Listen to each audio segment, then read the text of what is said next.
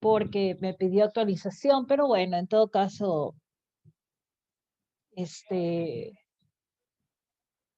ya estamos aquí, que es lo que decía.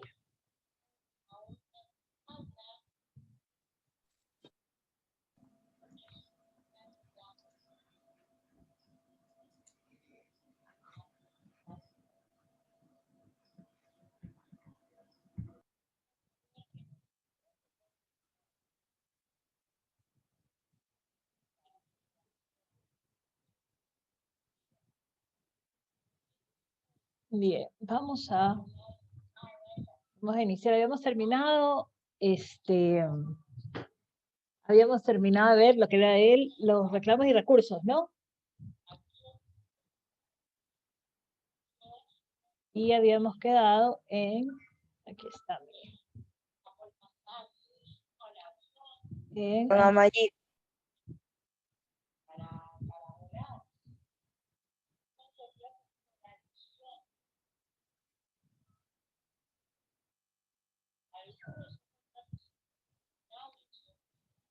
y habíamos visto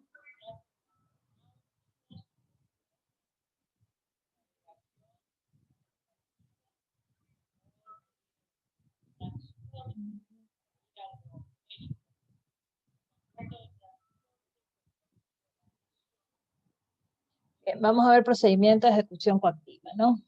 Ese es el que nos tocaba. Muy bien. Bueno, voy a dar inicio, que se vayan sumando sus compañeros, porque como les dije, había un poquito de retraso por este tema de actualización. Vamos a ver lo que es el procedimiento de ejecución coactiva. Bien, vamos a refrescar un poquito la memoria de qué es lo que hemos visto, ¿verdad? Vimos la base de los principios constitucionales, hablamos ya de qué es lo que giraba en torno de la obligación tributaria, ¿verdad? O de todos los procedimientos, digamos, tributarios. Habíamos visto también lo que era la obligación tributaria, dijimos que es uno de los temas importantísimos que trae el Código Orgánico Tributario. Hablamos sobre la obligación tributaria, de cuándo era exigible, cuándo nacía esta obligación, qué condiciones debía tener, ¿no? ¿Quiénes eran las partes? El sujeto pasivo, sus actividades, el sujeto activo, sus actividades o su participación, que no simplemente se limitaba a una obligación de pagar, sino también a deberes formales, ¿verdad? Que, digamos, giran en torno a esa obligación principal. Luego, también vimos cómo se podía extinguir esta obligación y vimos varios modos de extinguir las obligaciones. Hablamos de el pago, ¿verdad? Y qué implicaba este pago, ¿no? Cómo, cuándo, dónde, a quién, cómo se hace el pago, ¿verdad? Mediante qué. Hablamos de los convenios de pago, etcétera, ¿no? Entonces, ya viendo todos estos temas, sí, bueno, hablamos también de lo que es la compensación, hablamos de lo que es la confusión, hablamos de lo que era la leyes de remisión o la remisión, ¿verdad? Que también era un modo de distinguir, y la prescripción. Luego vimos cuál era el procedimiento administrativo, o sea, cómo hacía la administración tributaria para la recaudación de estos tributos, ¿verdad? Y hablamos sobre los procedimientos de determinación de la obligación tributaria bajo la facultad o potestad determinativa que tenía la administración tributaria. Luego de haber visto cuál era este procedimiento y hablamos sobre las declaraciones que podía hacer o las determinaciones que hacía el propio sujeto pasivo, y hablamos también de los modos o las formas que el sujeto activo podía determinar esta obligación tributaria. Luego vimos que estas obligaciones tributarias, ¿verdad? Y los procesos determinativos, pues, podían ser recurridos o tenían derechos, ¿sí? A, digamos, interponerse algún tipo de reclamo. Es decir, frente a cualquier controversia o diferencias que se tenía entre el sujeto activo y el sujeto pasivo, entonces instauramos lo que eran los reclamos administrativos. Después también vimos que esos reclamos administrativos podían incurrir en lo que se llamaba el recurso de revisión, ¿sí? Y el recurso de apelación solamente para el procedimiento de ejecución coactiva cuando ya nos toque hablar sobre aquello, digamos, lo vamos a ver, ¿no? En este procedimiento de ejecución coactiva.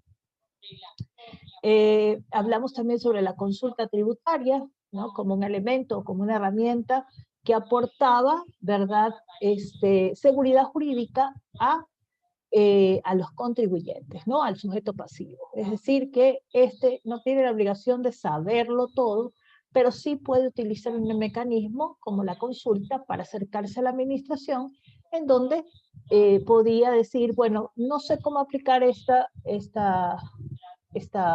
digamos, regla o condiciones eh, para las declaraciones tributarias, y por tanto la administración tributaria tendría el efecto vinculante, es decir, que de respetarlo, ¿no? Y de hacerlo cumplir como respuesta a este contribuyente en el marco de sus declaraciones. Bueno, ahora nos toca ver, después de que ya vimos pues lo que eran los reclamos y los recursos, ¿verdad? Vamos a ver lo que es el procedimiento de ejecución coactiva. Bueno, si ya sabemos cómo el sujeto pasivo debe de hacer o sea, está obligado, el que está obligado, ¿verdad? Porque el que está exento, por último, no paga. O, por favor, no se olviden de sus micrófonos, que créanme que yo trato de subirle todo el volumen para que ustedes me puedan escuchar. Entonces me molesta mucho el oído cuando alguien tiene abierto el micrófono y algún ruido, ¿no? Bien, entonces, como les explicaba, si yo ya sé que tengo que pagar una obligación tributaria, ¿sí? Bueno, puede darse el caso, ¿no? Puede darse el caso en el que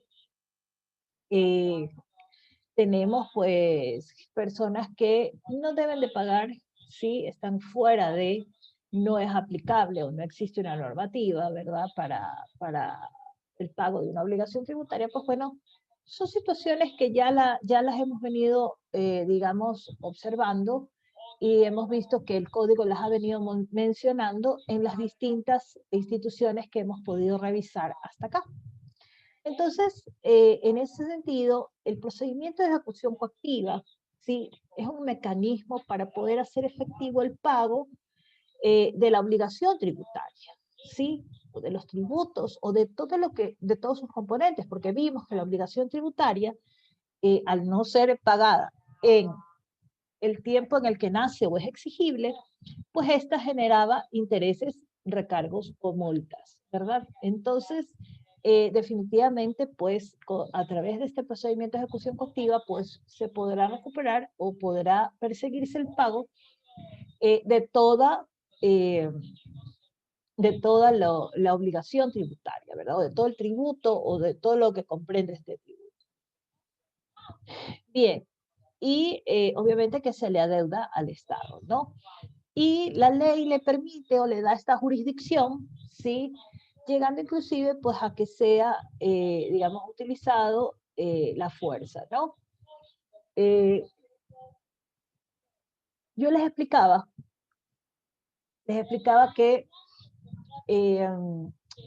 ya estar en la coactiva, ¿no?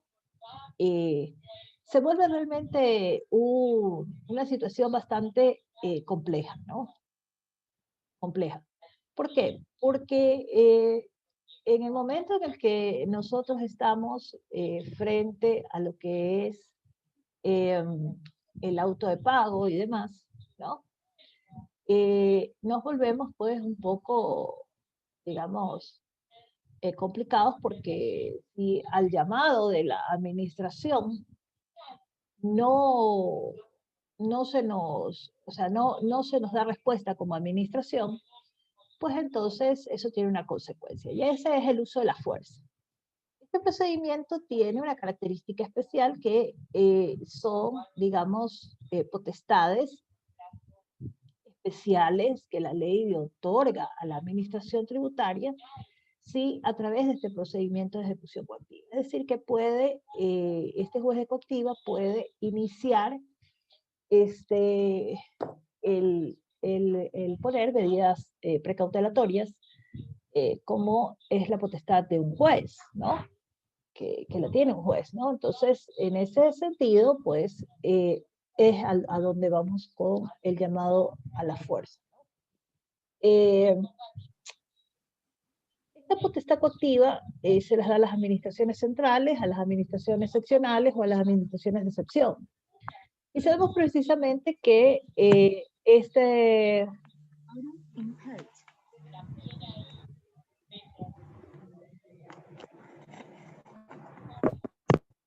sabemos perfectamente que estas tres, digamos, clasificaciones que estoy estableciendo, pues son las mismas que establecimos cuando revisamos quién era el sujeto activo de la obligación tributaria, ¿verdad? Y dijimos que existía la administración central, que será el Servicio de Rentas Internas, la administración seccional, que estará constituida por los gobiernos autónomos descentralizados, y finalmente por los de excepción que estarán establecidos en la ley, pues cuando le dé esta potestad de poder perseguir la cancelación de algún tributo.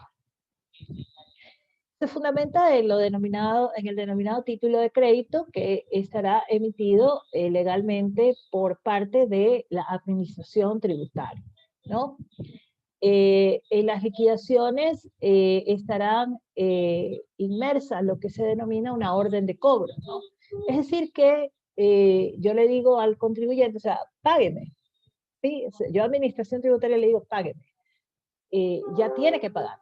Está usted en la exigibilidad, ¿sí?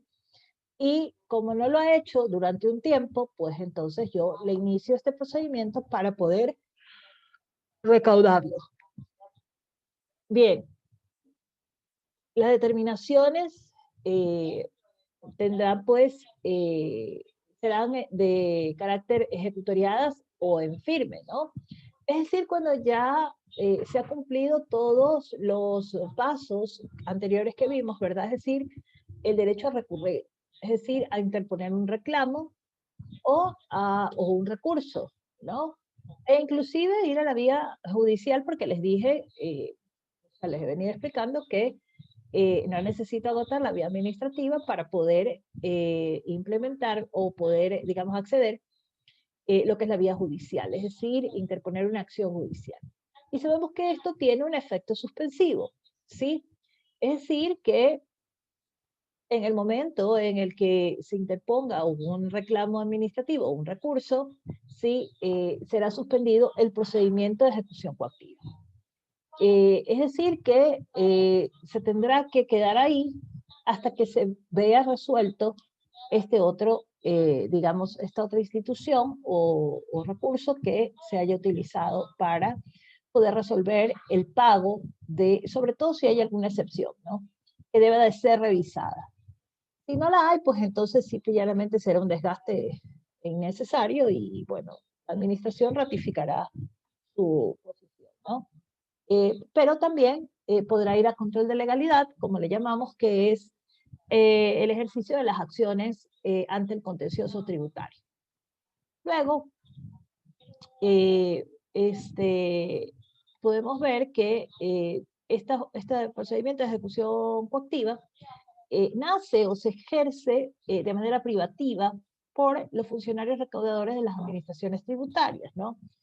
Es decir, que el área de recaudación, ¿sí? Que por lo general o por naturaleza o por competencia le corresponde a las administraciones, perdón, a las áreas financieras de estas instituciones, sea de la administración central o sea de seccionales o especiales, ¿no? Les corresponde hacerlo. Entonces, por ejemplo, el Servicio de Rentas Internas, en su directorio, ¿sí? Tiene la representación del ministro de Finanzas, ¿sí? Porque obviamente es el que maneja la economía del gobierno central, ¿no? Entonces, por tanto, le tocará a ¿sí? A través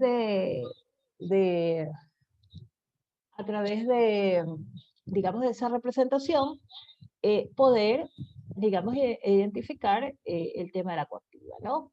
Es por eso que en algunas oportunidades también podemos ver que si se demanda al Servicio de Rentas Internas, también se lo puede mandar al Ministerio de Finanzas, ¿no? En conjunto, digamos, porque a la larga son las áreas financieras representativas de la Administración Central.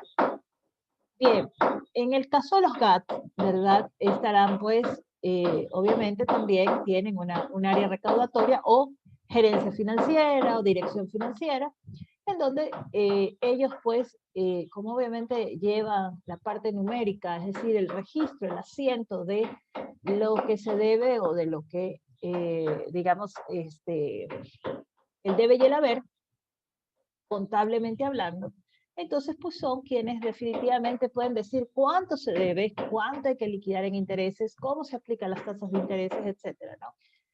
Cuáles son las tasas de intereses aplicables y también el cálculo de las multas, ¿no? En virtud de la potestad también legislativa que tienen ellos, ¿no? O de lo que la normativa establezca sobre el tema de las multas. Bien, las máximas autoridades, como dijimos, podrán, digamos, designar estas áreas recaudadoras, que pueden ser también especiales o facultarlos para ejercer, digamos, la acción coactiva, ¿no? Como les decía, por lo general es el área financiera, no hay, digamos, nadie más que lo pueda hacer, porque, como sabemos, es la especialidad de ellos.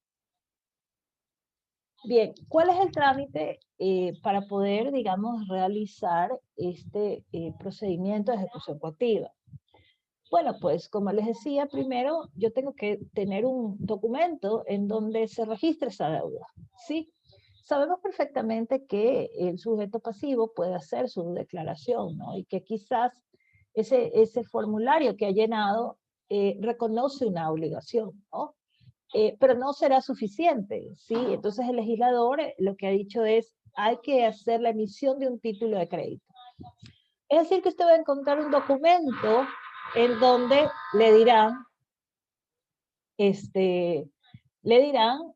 cuál es la deuda, cuál es la obligación, impuesto a la renta del año 2016, tanto de valor, ¿sí? Y en sus anexos estará la tabla de, digamos, de liquidación de tiempo, ¿no? De los intereses y de las multas que serían aplicables para la liquidación de este tributo. Con ese documento emitido por el área financiera y debidamente, digamos, suscrito, ¿no? O sea, con las formalidades del caso, será notificado el deudor o el sujeto pasivo de la obligación tributaria y la norma le establece que dentro de un tiempo de 8 días, sí, en un plazo de 8 días, pues puede, digamos, realizar algunas acciones. ¿Qué acciones? Pues la de pagar, ¿sí? Porque sabe que la debe y tiene que pagarla, entonces la paga, ¿sí? Y digamos que ese es el objetivo, ¿no? Es decirle, oiga, señor deudor, aquí le mando a notificar cuánto me debe hasta ahora. Sí, porque la ley establece intereses por mora y también multas, ¿no? Bien, puede solicitar facilidades de pago, ¿no? Ya lo habíamos visto en los modos de extinguir las obligaciones y dijimos, bueno, quien no tenga la posibilidad de poder pagar todo por completo, pues bueno, puede pedirle una fórmula de pago a la administración tributaria y la administración tributaria evaluar la situación y obviamente darle el tiempo que considera sea necesario. Habíamos dicho que hay un límite y que no dan más allá de 24 meses o quizás menos, ¿sí? Porque, como les había explicado también, la administración tributaria no es una prestamista, ¿sí? No es que usted le debe, porque usted no pagó porque usted quiso invertir o reinvertir en su empresa y entonces no tuvo un crédito bancario, sino que dijo, no pago los impuestos porque me puede esperar el Estado, ¿no?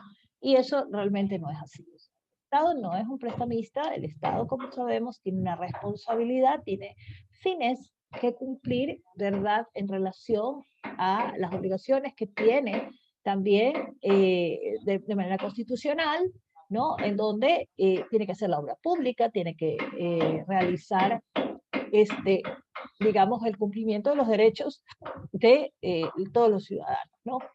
Que están inmersos en donde en un presupuesto general del Estado, que se administra a través del Ministerio de Finanzas, como les explicaba, ¿verdad? En donde, digamos, estos ingresos tributarios son parte de las fuentes de ingresos de ese presupuesto general.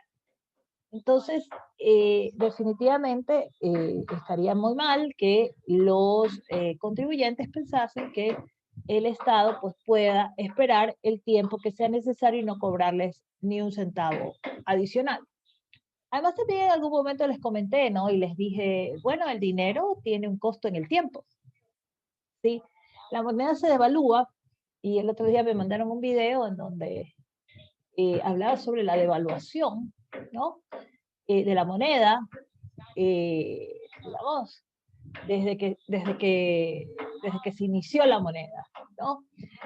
Y esta competencia que existe entre el dólar y el euro, ¿no? Y la estabilidad de las economías, ¿no? Hoy que estamos con el COVID, ¿no? Las economías mundiales están, digamos, quebrantadas, ¿sí? No quebradas, quebrantadas, que es diferente, ¿sí? Y quebrantadas significa que están afectadas, en donde ahorita las fórmulas, digamos, económicas se vuelven muy complejas, ¿no? Conversábamos del tema de la inconstitucionalidad del decreto ejecutivo, pues que pasó ahora, ¿no? Como noticia, y podemos ver que, digamos, la desafortunada, por decirlo, por calificarlo de alguna forma, ¿no?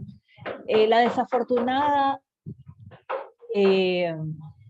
decisión, digamos, que tomó pues el presidente de la República al no instrumentar bien, ven ustedes, una decisión política, ¿no? Que afectaba a la economía, ¿no? Es decir, decirle a todo el mundo, métase a su casa y se paraliza el mundo, no era lo adecuado, más aún si llevamos 9 meses en este vaivén, ¿no? En el que permanezcamos encerrados y demás. Afecta a la economía del país, se perdieron, hay quienes irónicamente dicen, déjenos quemar el viejo, ¿no? Pero en realidad muchas familias se vieron afectadas en el sentido de que no pudieron salir a trabajar. Yo vivo cerca de la calle 6 de marzo y realmente era de llorar, sí, no sé, me disculparán, pero ya a mí la vida me hace llorar mucho, ¿ves? Me afectan ver estas situaciones, ¿no? De que existe, digamos, un país que está desorientado totalmente, porque no puede manejar, digamos, el tema de la pandemia con la responsabilidad. Quizás, no quiero decir que Ecuador es el peor, ¿no? Como siempre digo, siempre habrán peores. Pero, sin embargo, son afectaciones, ¿no? Que definitivamente mal manejadas producen el doble o el triple de consecuencias. Y lo vamos a ver en dónde, en nuestro presupuesto. ¿Sí? En nuestro presupuesto. Y entonces la recaudación tributaria, ¿sí? Que ha decaído, probablemente se generarán, digamos, situaciones en que se levantarán muy probablemente procedimientos de ejecución coactiva masivos, ¿no? Porque muchas personas no tendrán, ya estamos en enero, para el mes de marzo le toca pagar a las personas naturales y para el mes de abril le toca pagar a las personas jurídicas sobre, digamos, los impuestos a la renta, ¿sí? Y veremos realmente cuál ha sido el impacto del 2020 en la economía nacional, ¿no? Bien, me fui mucho más allá, pero ameritaba, digamos, analizarlo, ¿no? Entonces, fíjense ustedes que luego de que puede pedir esta solicitud de pago. También puede ser que por alguna razón esta deuda no haya sido conocida por el deudor, haya pensado que la ha pagado, o qué sé yo, contaron mal, o pueden haber varias situaciones que afectan digamos, ese título de crédito, y puede también tener la posibilidad de presentar un reclamo administrativo, ¿verdad? Muy bien, presentado el reclamo, pues dice tiene efecto suspensivo de la coactiva, eso lo dice el artículo 151 del Código Tributario. Entonces, definitivamente, como les dije, está todas las formas que la ley que hemos visto, ¿no? Que hemos visto a través de todo este tiempo, que la ley pues le permite al contribuyente, y también dentro del procedimiento coactivo tiene la oportunidad para pagar, para solicitar facilidades de pago o para presentar un reclamo administrativo si es que procede o no la discusión de aquello. Se suspenderá y bueno, vencidos los 8 días, ¿sí? Si no ha pagado, ¿sí? Se dictará pues dentro de 3 días un auto de pago donde se le diga dimita los bienes que usted crea pueden cubrir la deuda, ¿no? Y ahí es donde viene ya digamos, el tema de las medidas precautelatorias. Ya ese juez ejecutivo empieza a analizar para ver, y de hecho solicita, ¿no? Como medidas previas, oficiar al registro de la propiedad, oficiar al registro mercantil, y bueno, a cuanto registro sea necesario, digamos, de donde estén colocados el patrimonio, ¿no? El patrimonio de estos deudores, para poder identificar si es que podemos interponer o utilizar, digamos, la fuerza para poder hacer el cobro de esa deuda. Y entonces, bueno, ¿qué tipo de medidas pueden tener? Bueno, todas, ¿no? No solamente las patrimoniales o las que afectan el patrimonio, como el secuestro, la retención, prohibición de enajenar, sino también las de carácter personal, es decir, el arraigo o la prohibición de salida del país. Sí, así de extremista, por eso es que se hace el uso de la fuerza, ¿no?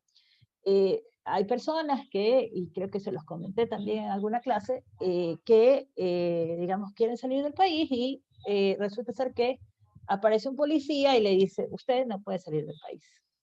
¿Por qué no puedo? Bueno, porque usted tiene una deuda con el Estado. Y entonces tiene que ir a solucionar, y mientras no solucione el pago de esa deuda, pues entonces no podrá salir del país. ¿Ven? Entonces, por eso es que hablamos de esta fuerza que la norma le otorga a la administración tributaria para que, digamos, no sufra una estafa, ¿no? Que es lo que sería, ¿no? O sea, y que a la larga se podría constituir en una evasión fiscal, ¿no? El no pago de esos tributos, ¿sí? Entonces, para eso está, digamos, establecido este procedimiento. Bueno, si quisiéramos cancelar o levantar esas medidas precautelatorias, pues entonces tendremos que entregar un afianzamiento que constituirá un 10% pues adicional a el monto de la deuda, ¿no? Para que, digamos, pueda proceder alguna impugnación o alguna situación que, digamos, pueda realizarse en ese sentido, ¿no? Para que se cancele estas medidas. ¿Qué puede hacer el sujeto pasivo? Pues una vez citado con el auto de pago. Pues bueno, realizar el pago de la deuda, que es lo que dijimos, que estaban dentro de los 8 días.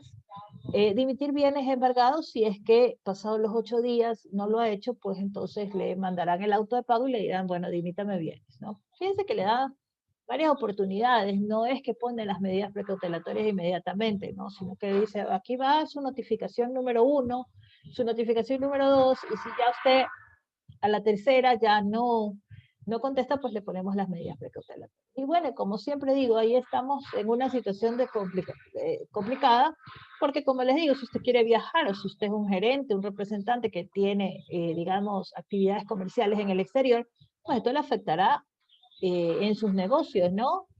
Y bueno, y puede tener cuanto gerente quiera, sí, porque usted dice, bueno, cambiamos de gerente o lo que sea. No, estará afectado de todas maneras quien se siente en el puesto, ¿verdad? Hasta que no pague.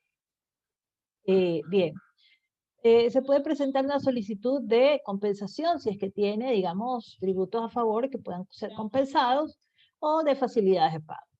Puede presentar un juicio de excepciones ante el juez o ante el ejecutor, ¿verdad? Es decir, bueno, puedo decirle al juez de ejecutiva, me voy a excepcionar y sale al contencioso tributario, ¿no? Eso envía el expediente y sale para allá. Y si no, pongo directamente como sujeto pasivo, establezco la acción pertinente de excepción y entonces procedo con el juicio coactivo, ¿no? Bien.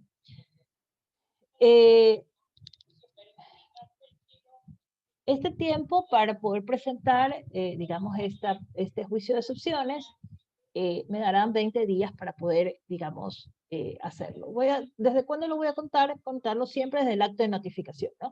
Por eso es que hablamos sobre el acto de la notificación y la importancia que tiene en todas las instituciones que hemos revisado, ¿no? Para poder, digamos, determinar cuándo y hasta cuándo pueden tener el ejercicio de estas acciones, ¿no? Y también la caducidad de, por parte de la Administración Tributaria de perseguir la deuda o de la prescripción, ¿no? Bien. Si no se presenta ninguna de las anteriores, pues se procederá con el respectivo embargo de los bienes, ¿no? Entonces, se procederá al embargo si es que no hay acción por parte de ese sujeto pasivo y no hay reacción o indicio para que pueda ser cancelada, ¿no? Bueno, lamentablemente hemos tenido poco tiempo para poder desarrollar esta clase en virtud de las dificultades, pero estamos dentro de la hora de clases, así que como siempre les agradezco que hayan estado aquí, ¿sí? En clase, participando, ¿sí? Y nos vemos el día de mañana, Dios mediante, sin ningún tipo de problemas. En la plataforma, por favor, revisen siempre las actividades que se tienen, ¿no? Para que sean desarrolladas. Recuerden que estamos ya estamos, perdón un ratito, ya estamos próximos a hacer nuestro primer parcial. Bueno, los dejo que tengo una interferencia, que tengan buen día, pórtense bien, cuídense mucho y vayan a clases. Chao chicos, gracias.